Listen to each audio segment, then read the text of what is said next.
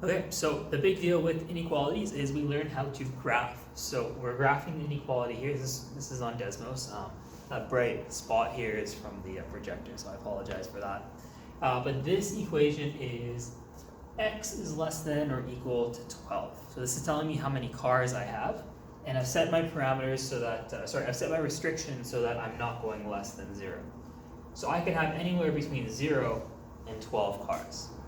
When I include my inequality for minivans, well, now this is on my horizontal axis, and I can have up to 4 of those. So from 0 up to 4, and that goes all the way across my horizontal axis.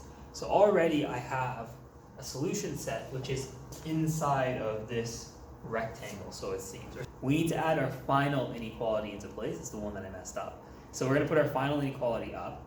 So you end up getting a diagonal linear relationship of some sort, and it highlights this region on the bottom. Okay, and lastly, I just wanted to emphasize the space where our solution set was valid. We call that the feasible region, so I just highlighted it here in yellow. Had to play with the parameters a bit to make it stand out. Remember, I don't know the restrictions on Desmos so well, so we can only pick whole numbers. So I'm going to identify them, just dot them on the grid, and we can see what those look like.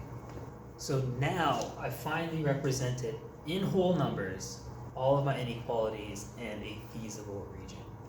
Now, what does this information tell us about optimization? Well, I don't know enough yet, but what I can tell you is that if you took one of these points, that would be either the maximum number or the minimum number of vehicles that you could take.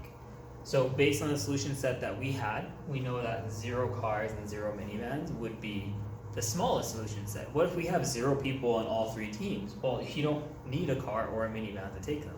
What is the maximum vehicles that we could take? Well, if we look on the x-axis, we could take 8 cars, but that means we're taking 0 minivans. Or we could get a combination somewhere else on our grid. For example, right up over here, we've got 4 minivans. 1, 2, 3, 4. And for cars, we've got, it looks like 5. So 5 plus 4, that's 9, maybe even more. So that's what an optimization problem looks like. In the next set of videos, we're going to look like actually solving what maximum and